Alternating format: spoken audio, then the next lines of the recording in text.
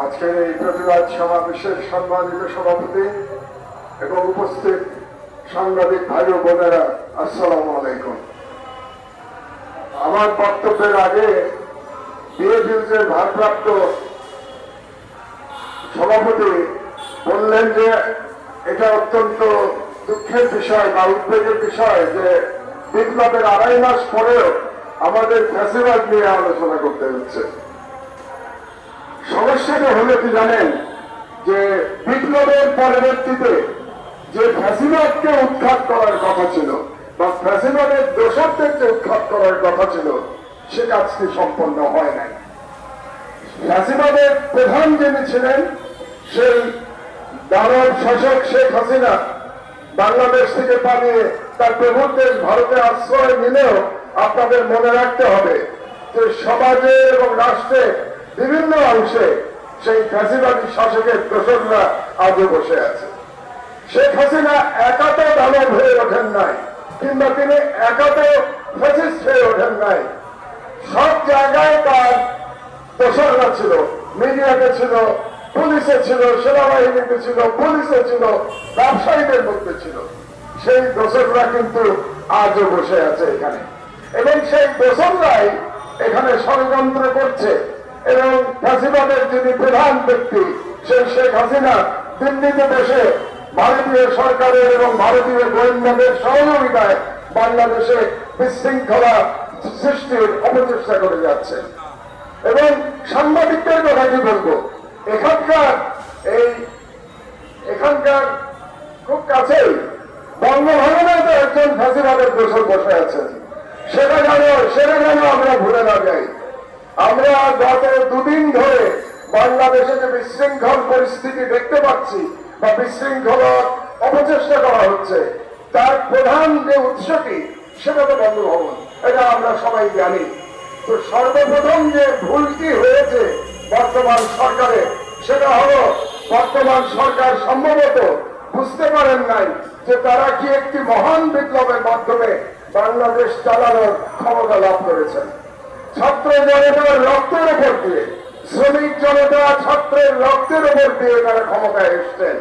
এত বড় বিপ্লব বিশ্বে খুব বেশি সংগঠিত হয় নাই। সেই বিপ্লবী সরকারের উচিত ছিল প্রথম দিন থেকে বিপ্লবী চরিত্র ধারণ করা, কিন্তু সেটি তারা করতে ব্যর্থ হয়েছেন। এবং সেই কারণে তারা নিজেদেরকে বিপ্লবী সরকার না বলে অন্তর্বর্তী সরকার বলে একটা দুর্বল সরকারের ইঙ্গিত দিয়েছেন। অন্তর্বর্তী কথাটার মধ্যেই কিন্তু দুর্বলতা নিহিত আছে। তারা যদি সেদিন নিজেদেরকে বলতেন আমরা বিপ্লবী সরকার, তাহলে আজকে এই পরিস্থিতির উদ্ভব হতো না। এবং আমি মনে করি আজকে আপনাদের সাংবাদিকদেরও সংবাদ মাধ্যমে ফ্যাসিবাদের দোষরদের উৎখাত করার দাবি নিয়ে রাস্তায় নামতে হবে না। ওটা এরপরেই হয়ে যেত, হয়তো 1 সপ্তাহের মধ্যে বাংলাদেশের গণমাধ্যম, ব্যুরোক্রেসি, মিলিটারি এবং পুলিশ ফ্যাসিবাদ মুক্ত হয়ে যেত, কিন্তু সেটা করা সম্ভব হয়নি।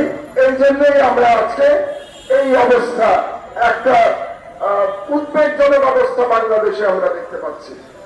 আজকে আমি একটা গুরুত্বপূর্ণ মিটিং এ আমার বাসায় ছিলাম। আপনারা জানেন যে আমি আবার আমার দেশ চালু করবার চেষ্টা করছি এবং দিবারাত্র কাজ করছি। আজকে খুবই গুরুত্বপূর্ণ মিটিং ছিল, কিন্তু কালকে রাতে যখন শহীদ এবং গণি আমাকে বললে যে আপনারা এই ধরনের একটি আন্দোলনের জন্য আজকে রাস্তায় নামবেন, আমি আমার সেই মিটিং সংক্ষিপ্ত করে আপনাদের সাথে উপস্থিত হয়েছি। কারণটা হলো শেখ হাসিনার ফ্যাসিবাদে প্রায় 15.5 বছরের মধ্যে আমি 5 বছর কারাগারে ছিলাম আপনারা জানেন, আর 6 বছর নির্বাসনে ছিলাম। আর বাকি যে 4.5 বছর, এই 4.5 বছর আমি আপনাদের সাথেই কিন্তু রাস্তায় থেকে সংগ্রাম করেছি ফ্যাসিস্ট হাসিনার বিরুদ্ধে। কাজে আপনারা আমার লড়াইয়ের পুরনো সহযোগীরা যখন আজকে আবার ডাক দিলেন, এই জন্য আমি মনে করলাম যে আমার দেশের কাজ বন্ধ করে হলেও আপনাদের সঙ্গে আমার যোগদান করা উচিত। আজকে আপনাদেরকে মনে রাখতে হবে যে বাংলাদেশের স্বাধীনতার বিরুদ্ধে ষড়যন্ত্র এখনো শেষ হয় নাই। ফ্যাসিবাদের যে প্রধান ব্যক্তি তার পতন হয়েছে, সে লজ্জাকর ভাবে পালিয়ে গিয়েছে তার প্রভুর দেশে। কিন্তু বাংলাদেশকে অস্থিতিশীল করার চক্রান্ত এখনো চলছে। আপনাদের অনুধাবন করতে হবে যে ভারতীয় সাম্রাজ্যবাদ বাংলাদেশে যে পরাজয় বরণ করেছে, এই পরাজয় তারা এত সহজে মেনে নেবে না। এই পরাজয় করে তারা আবার চেষ্টা করবে এখানে প্রত্যাবর্তন করবার, এবং এই প্রত্যাবর্তন করবার তাদের যে মাধ্যম, সেই মাধ্যম হলো বাংলাদেশে বিভিন্ন প্রতিষ্ঠানে যারা ফ্যাসিবাদের দোসররা বসে আছে, ভারতীয় সাম্রাজ্যবাদের দলাল যারা বসে আছে, তাদের মাধ্যমে তারা ফিরে আসার চেষ্টা করবে। কাজে আমি আনন্দিত যে আপনারা আজকে পথে নেমেছেন।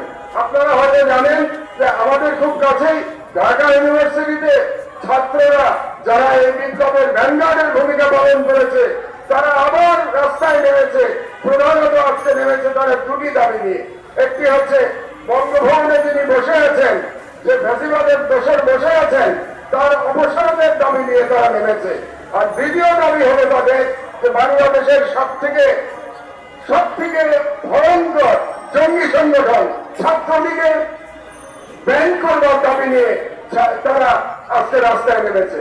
আপনাদের হয়তো মনে আছে যে আমি জেল থেকে বেরিয়ে আপনাদের এখানে যে বক্তব্য দিয়েছিলাম আমার দেশ পরিবারের প্ল্যাটফর্মে, সেখানে 7টি দাবি করেছিলাম। তার মধ্যে একটি দাবি ছিল ছাত্রলীগকে ব্যান করা।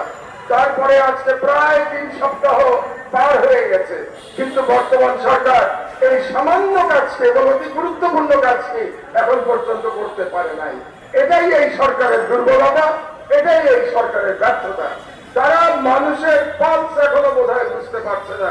যে কথাটি আমার কয়েকজন সহকর্মী বলেছেন, উপদেষ্টাদের মধ্যে অনেকেই বোধহয় বিপ্লবের স্পিরিটটা ধারণ করতে পারছে না।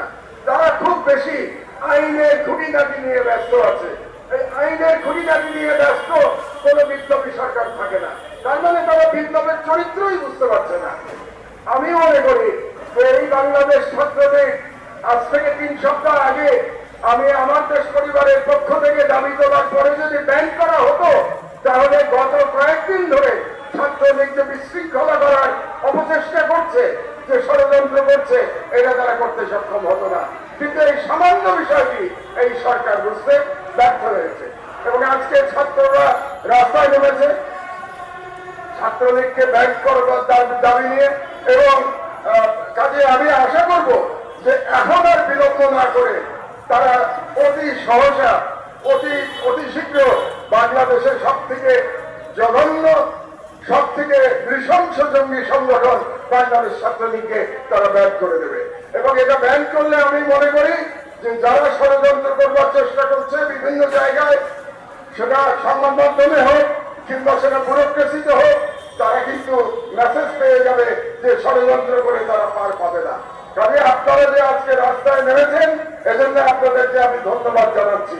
এবং আমি বলতে চাই আপনাদেরকে যে ষড়যন্ত্র শেষ না হওয়া পর্যন্ত, বাংলাদেশের স্বাধীনতা সংহত না হওয়া পর্যন্ত, এবং বাংলাদেশ থেকে ফ্যাসিবাদ সমস্ত সেক্টর থেকে উৎখাত না হওয়া পর্যন্ত আপনারা রাজপথ ছাড়বেন না।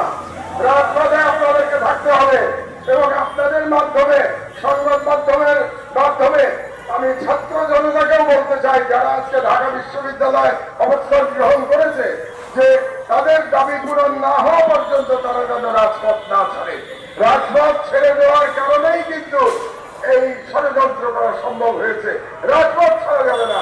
এবং আপনারা যদি রাজপথে থাকেন, আমি আপনাদেরকে কথা দিচ্ছি, প্রতিদিন যদি আপনাদের প্রোগ্রাম থাকে, আমি প্রতিদিন এসে আপনাদের সাথে হাজির হব।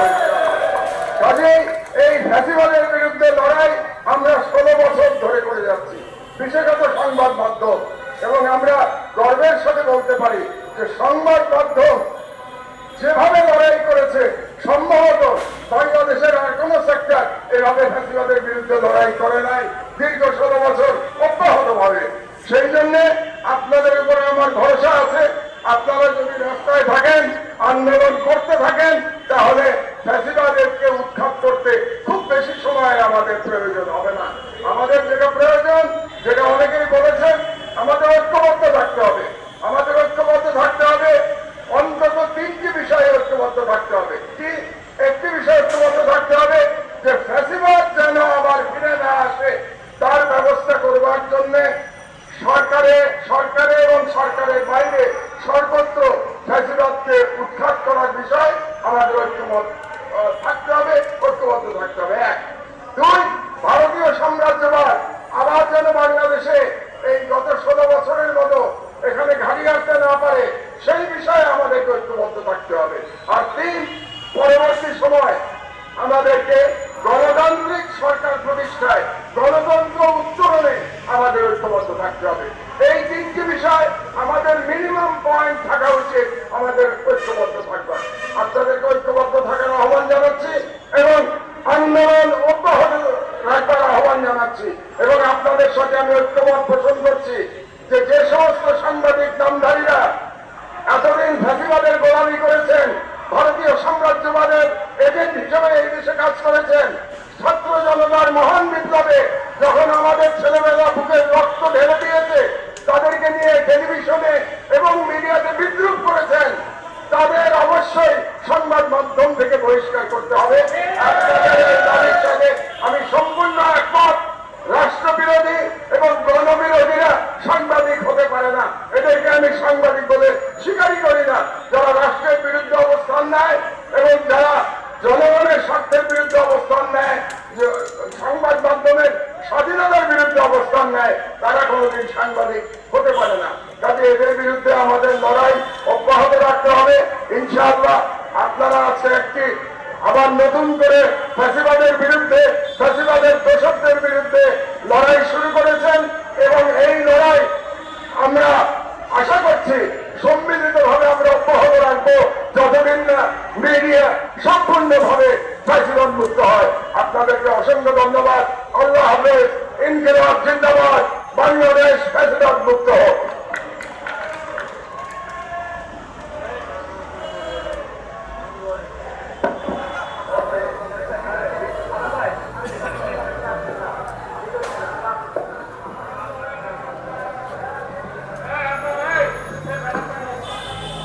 আমার